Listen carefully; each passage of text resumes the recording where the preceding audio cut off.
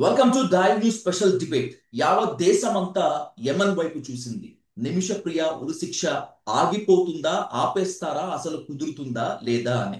నిమిషప్రియ ఉరిశిక్ష ఆపాలి అని ప్రార్థించిన మనసులు ఎన్నో అయితే, అసలు ఉరిశిక్ష ఎందుకు ఆపాలి, చేసింది తప్పు కదా అని ప్రశ్నించినటువంటి సంఘటనలు కూడా చాలా ఉన్నటువంటి నేపథ్యంలో అసలు ఈ పరిణామ క్రమాన్ని ఎలా చూడాలి, ఎలా అర్థం చేసుకోవాలనేటువంటిది ఇక్కడ హాట్ టాపిక్. ఇది అంశంపై ఇన్ డీటెయిల్ గా ఇన్ డెప్త్ గా డిస్కస్ చేద్దాం సిబిఐ ఎక్స్ జేడి లక్ష్మీనారాయణ గారితో. సార్ నమస్కారం సార్. నమస్తే విజయ్.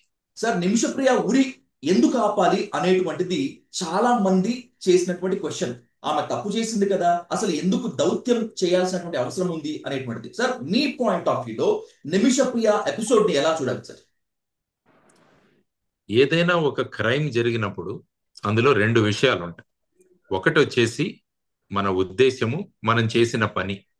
ఈ రెండు కలిస్తేనే ఒక క్రైమ్ అవుతుంది. కాబట్టి నిమిషప్రియ కేసు తీసుకుంటే ఆమె 2008వ సంవత్సరంలో యమన్ దేశానికి ఒక నర్సుగా వెళ్ళింది. ఆ తర్వాత అమ్మాయి అక్కడే సొంతంగా క్లినిక్ స్టార్ట్ చేద్దామని చెప్పేసి ఒక ప్రయత్నం చేసి, యమన్ దేశంలో స్థానికులు లేకుండా బయట నుంచి వచ్చిన వాళ్ళు ఈ విధంగా ఎస్టాబ్లిష్ చేయలేరని తెలుసుకొని అక్కడ స్థానిక వ్యక్తి యొక్క సహాయంతో ఆవిడ ఒక క్లినిక్ స్టార్ట్ చేసింది. ఆ తర్వాత ఇది అదనుగా తీసుకొని ఆ వ్యక్తి ఈ అమ్మాయిని పాస్పోర్టు స్వాధీనం చేసుకొని ఈ అమ్మాయిని మానసికంగా, శారీరకంగా కూడా వేధించడం మొదలుపెట్టాడు. దానితో ఆ బాధలు తట్టుకోలేక ఈ అమ్మాయి ఈ వ్యక్తి నుంచి దూరం కావాలి అంటే అతన్ని చంపడం తప్ప వేరే పర్యాయం లేదన్న కన్క్లూషన్కి వచ్చి స్లో పాయిజనింగ్ ఇచ్చి ఓవర్ డోస్ అవడం వల్ల ఫైనల్ గా ఆ వ్యక్తి చనిపోయాడు. ఇది బేసిక్ గా కేసు. ఆ తర్వాత ఈ కేసులో అక్కడ కోర్టులు అవి చేసి ఆ అమ్మాయికి మరణశిక్ష విధించాయి. ఆ తర్వాత అక్కడ ఉన్న ప్రెసిడెంట్, ఆ తర్వాత మిగతా వ్యవస్థలు ఏవైతే ఉన్నాయో అవన్నీ కూడా కన్ఫర్మ్ చేసి, కానీ అక్కడ ఉన్న ఒక ప్రొవిజన్ ఏంటంటే, అక్కడ ఉన్న ఒక షరియా లా అంటాం. అక్కడంతా ముస్లిం కంట్రీస్ లో షరియా లా ఉంటుంది. అంటే అది ఖురాను, హదీత్ ఈ రెండిటి బేసిస్ మీద ఆధారపడిన చట్టాలు. ఖురాన్లో షరియా లాలో ఎలా ఉంటదంటే రెండు విధానాలు ఉంటాయి. ఒకటి కిసాస్, రెండవది వచ్చేసి దియా. ఈ రెండు విధానాలు ఉంటాయి. కిసాస్ అంటే ఏంటంటే I for I, death for death అన్నది ఇది. అప్పుడు అక్కడ ఏంటంటే ఈ కుటుంబం ఏదైతే ఉంటుందో, అంటే ఏ వ్యక్తి అయితే మరణానికి గురి అయ్యాడో ఆ కుటుంబం గనక ఈ అమ్మాయిని క్షమిస్తే ఈ అమ్మాయికి మరణశిక్ష ఉండదు. సో అది క్షమించాలి. ఆ తర్వాత ఈ కుటుంబానికి ఈ ఆవిడ గనక బ్లడ్ మనీ, అంటే ఏదైతే వాళ్ళు నష్టపోయారో ఆ నష్టాన్ని గనక పూరించగలిగితే వాళ్ళు అది తీసుకొని మాకు ఈ అమ్మాయికి మరణశిక్ష అవసరం లేదు అని చెబుతారు. సో ఇప్పుడు జరుగుతున్న ప్రక్రియ అదే. కాబట్టి ఇటువంటి ప్రయత్నాలు జరుగుతుండడం వల్ల అక్కడ షరియాలలో ఇటువంటి ప్రొవిజన్ ఉండడం వల్ల అక్కడ ఏం చేశారంటే తాత్కాలికంగా ఈ ఉరి శిక్షను నిలుపు చేయడం జరిగి ఇప్పుడు ఆ మరణించిన వ్యక్తి యొక్క కుటుంబ సభ్యులను మీరు కిసాసుకు వెళ్లకుండా దియా, ఈ అమ్మాయి దగ్గర నుంచి బ్లడ్ మనీని యాక్సెప్ట్ చేసి ఈ అమ్మాయిని క్షమించండి అన్న ధోరణి జరుగుతుంది. కానీ యాక్చువల్ గా మీరు చూసుకుంటే నాకున్న అండర్స్టాండింగ్ ని బట్టి కేవలం మరణశిక్ష నుంచి ఈ అమ్మాయిని తప్పించగలరు. ఆ తరువాత మీరు చూసుకుంటే మళ్ళా కోర్టులు మరణశిక్ష అన్నది ఈ కుటుంబం వారికి క్షమాభిక్ష పెట్టింది, మరి ఈ అమ్మాయిని వదిలేయాలా లేకుంటే ఏదైనా శిక్ష విధించాలా అన్నది స్థానిక కోర్టులు డిసైడ్ చేస్తాయి. సో ఆ సందర్భంగా అబూబకర్ అనే ఒక వ్యక్తి, తర్వాత మన కేఏ పాల్ గారు, తర్వాత మన భారతదేశం యొక్క దౌత్య సంబంధాలు, ఎందుకంటే మనకు డైరెక్ట్ గా యమన్ దేశంతో దౌత్య సంబంధాలు లేవు. ఎందుకంటే యమన్ దేశాన్ని హౌతీస్ అన్న విభాగం కంట్రోల్ చేస్తుంది కాబట్టి అది మనం రికగ్నైజ్ చేయలేము. అందువల్ల సౌదీ అరేబియా ఇతర దేశాల నుంచి యమన్ దేశం మీద ఈ విధంగా ప్రాణభిక్ష పెట్టండి అన్న దాంట్లో భారతదేశం యొక్క డిప్లొమాటిక్ ఇవన్నది కూడా నడుస్తుంది. కాబట్టి ఇప్పుడు మనం చూడాల్సింది ముఖ్యంగా ఆ కుటుంబం మీద ఆధారపడి ఉంటుంది. ఆ కుటుంబ సభ్యులు ఈ విధమైన డెత్ మనీ, ఈ బ్లడ్ మనీ ఏదైతే ఉందో అదే దియా అన్న దాన్ని యాక్సెప్ట్ చేసి ఆ అమ్మాయికి క్షమాభిక్ష పెడతారా, తర్వాత అక్కడ ఉన్న కోర్టులు ఏం చేస్తాయి అన్నది. ఎందుకంటే సౌదీ అరేబియాలో ఒకసారి ఒక కేసు తీసుకుంటే ఈ విధంగానే జరిగింది. ఆ వ్యక్తికి మరణశిక్ష విధించాడు, అతను బ్లడ్ మనీ పే చేసి ఆ మరణశిక్ష నుంచి తప్పించుకున్నాడు, కానీ అతనికి 20 సంవత్సరాల కారాగార శిక్ష వేయడం జరిగింది అక్కడ కోర్టు. కాబట్టి ఇప్పుడు టోటల్ గా డెత్ ఫర్ డెత్ అన్నదాన్ని ఆపొచ్చు, కానీ మరి మిగతా శిక్షలు ఆపగలమా అన్నదాన్ని చూడాల్సిన అంశం మళ్ళా కోర్టులు నిర్ణయిస్తాయి. సో ఇది ఎమెన్తో సార్, ప్రస్తుతం ఎమెన్తో మనకు సత్సంబంధాలు లేవు కాబట్టి నిమిషప్రియ కేసులో భారత సర్కార్, ముఖ్యంగా చెప్పుకోవాలంటే బీజేపీ సర్కార్ అనుకున్న స్థాయిలో ఫోకస్ పెట్టలేదు కాబట్టే అబూబకర్ తో పాటు కేఏ పాల్ రంగంలోకి దిగాల్సి వచ్చింది అనేటువంటిది ఒక విమర్శ. ఒప్పుకుంటారా? అంటే ఏమవుతుందంటే మనం అన్ని కూడా దౌత్య సంబంధాల మీద జరుగుతుంది. ఏదైనా దేశం మన దేశం దాటి ఇతర దేశాలతో చర్చించాలంటే మనకు దౌత్యపరంగా రిలేషన్స్ ఉండాలి. ఆ దౌత్యపరంగా మనం చేయాలి. అందుకనే ఈవెన్ సుప్రీంకోర్టులో వేసిన కేసు గురించి కూడా ఇండియన్ ఆఫీసర్ మాకు చేయాల్సినంత మేము చేస్తున్నాము. డెఫినెట్ గా దీంట్లో మేము ఏవైతే మన మిత్ర దేశాలు ఉన్నాయో ఆ మిత్ర దేశాల ద్వారా ఆ దేశం మీద మనం వీలైనంతగా మాట్లాడుతూ ఆ దీని నుంచి ఈ అమ్మాయిని ఎలా తప్పించాలని చూస్తున్నామన్నది స్పష్టంగా రణధీర్ జైస్వాల్ గారు, ఎవరైతే మన ఎక్స్టర్నల్ అఫైర్స్ స్పోక్స్ పర్సన్ ఉన్నారో వారు కూడా మాట్లాడారు. కాబట్టి ఇటు అబూబకర్ గారు కావచ్చు, లేకుంటే కేఏ పాల్ గారు కావచ్చు, వీరందరూ కూడా, ఎందుకంటే ఆ అమ్మాయి భారతదేశ సంతతికి చెందిన అమ్మాయి కాబట్టి ఆ అమ్మాయిని దీని నుంచి రక్షించాలన్న ధోరణిలో వెళుతుంది. కాబట్టి కేంద్ర ప్రభుత్వం వారు చేయాల్సినవి చేస్తున్నాయి. ఈవెన్ సుప్రీంకోర్టు కూడా దాంట్లో కన్విన్స్ అయింది. కేంద్ర ప్రభుత్వం వారి పరిధిలో చేయాల్సిన చర్యలన్నీ కూడా చేస్తున్నారు.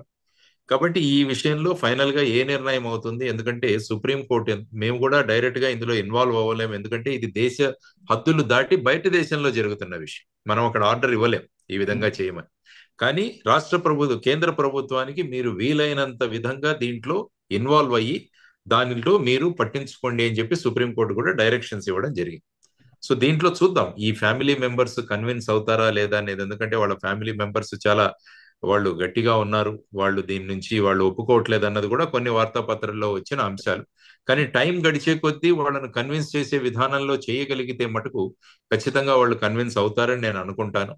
కాబట్టి let us hope for the best. ఒక పాజిటివ్ గా అమ్మాయి ఈ మరణ శిక్ష నుంచి తప్పించుకోవాలని మనం అందరం కూడా కోరుకుందాం. సార్, నిమిషప్రియ కేసు డిమాండ్ తెర మీదకి వచ్చినప్పుడు బ్లడ్ మనీ ఇచ్చేస్తే ఆమెని ఉరిశిక్ష నుంచి తప్పించవచ్చు కదా అని it's an open fact. Yemen కి భారత్ ఎలాగైతే అప్పీల్ చేసిందో దానికన్నా ముందు భారతదేశంలో చాలా మంది ఖైదీలు జైళ్లలో మగ్గిపోతున్నారు. అలాంటి బ్లడ్ మనీ ఇంపాక్ట్, అలాంటి బ్లడ్ మనీ చట్టాన్ని ఇండియాలో ఎందుకు తీసుకొని రాకూడదు, తీసుకొని వస్తే మంచిది కదా అనేటువంటి ఒక డిమాండ్ కూడా బాగా తెర మీదకి వచ్చింది sir. Can it be possible? అసలు అలాంటి సోర్స్ ఏమైనా ఉంటుందా సార్ ఇండియాలో? యాక్చువల్ గా ఏంటంటే భారతదేశంలో రాష్ట్రపతికి క్షమాభిక్ష ఇచ్చే అధికారం ఉంది. చాలా చోట్ల క్షమాభిక్ష కోసం వెళ్తారు. ఈవెన్ కసాబ్ కూడా తనని మన్నించమని అన్నాడు. బాంబే 2611 లో ఉన్న కసాబ్ కూడా, అతను కూడా క్షమాభిక్ష కోసం వెళ్ళాడు. అనేక కేసు 1993లో ముంబై బ్లాస్ట్ లో జరిగిన కేసులో కూడా క్షమాభిక్ష పెట్టి అడిగాడు, కానీ వాళ్ళందరినీ కూడా తప్పించడం జరిగింది. అందులో క్షమాభిక్ష ఇవ్వలేదు. కొన్ని కేసుల్లో ప్రెసిడెంట్ క్షమాభిక్ష ఇస్తుంటారు. అంటే ఒక్కొక్క దేశానికి ఒక్కొక్క రకమైన చట్టాలు ఉంటాయి. ఒక్కొక్క దేశంలో ఒక్కొక్క రకమైన చట్టాలు ఉంటాయి. ఎందుకంటే ఇది షరియాలో ఉన్న లా కాబట్టి. ఖురాన్ లో చాప్టర్ 2 మీరు 178 కల్మా చదివితే అందులో ఈ విధానం ఉంది. అందులో ఖురాన్ లో మీకు చాప్టర్ 2లో 178 కల్మాలో ఇది తెలుస్తుంది. ఎందుకంటే అక్కడ ఉన్న సిస్టమ్ అది. షరియా లాలో ఖురాను మరియు హదీత్ ఈ రెండిటి విషయంగా అక్కడ చట్టాలు ఏర్పడతాయి.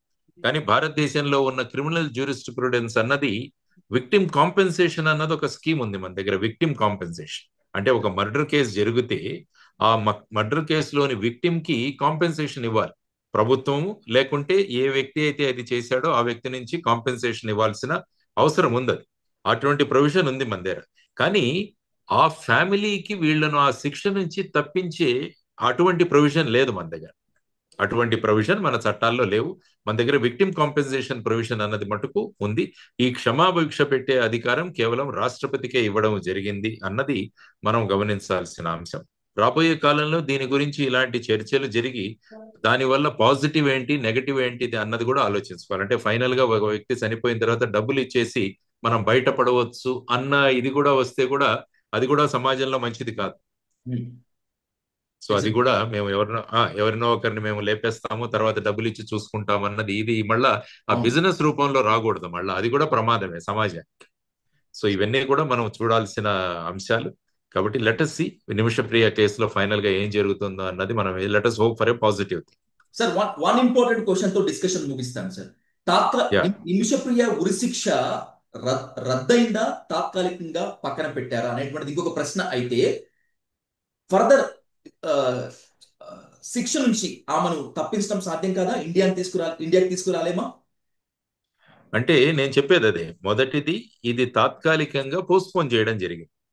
ఐ థింక్ జూలై 16న చేయాల్సింది అనుకుంటాను, దాన్ని పోస్ట్పోన్ చేశారు. సార్ సో ఇప్పుడు ముఖ్యంగా జరగాల్సింది ఏంటంటే ఆ అమ్మాయికి మరణశిక్ష రద్దవ్వాలి అన్నది నెంబర్ 1.